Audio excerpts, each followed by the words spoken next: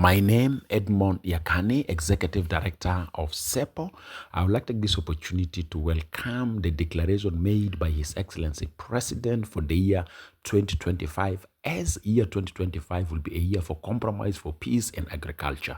Your Excellency President, this is a great declaration if we can walk the talk. We have seen similar declaration like this from you, but unfortunately, your subordinates failed to walk the talk. We hope that this declaration you can sanction in the Council of Ministers to be adopted as a working policy, and this will be translated into an action.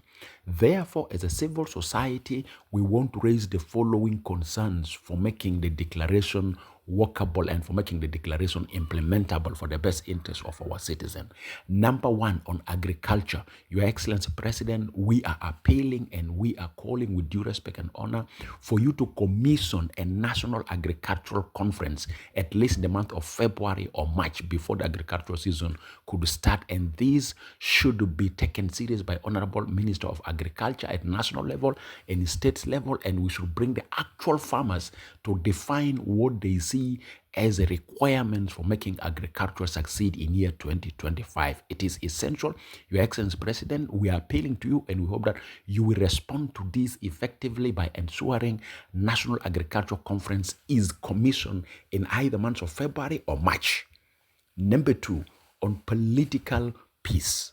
We feel there's a need for compromises to be embraced in the next round of Tumaini initiative, both by the government and the opposition.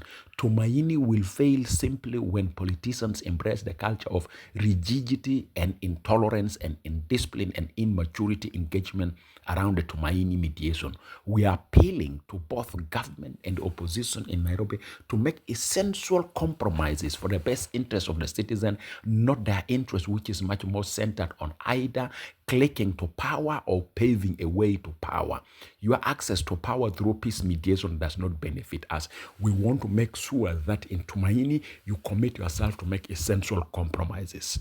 With regard to the transition of the country under the spirit of our access, we are appealing to the presidency that at least by October 2025, all the requirements for creating a good enough condition for holding election in December 2026 are met.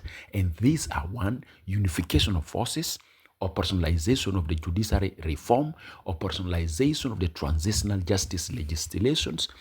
We want to see also the constitutional making process moving on forward very well and effectively, well funded, and want to ensure that preparation of political parties to participate in the elections is being done effectively, and want to ensure that population census is going on. But we are appealing to the leadership of the country that with due respect and honor, please make a political decision for delinking population census away from elections and delinking constitutional making process from the elections.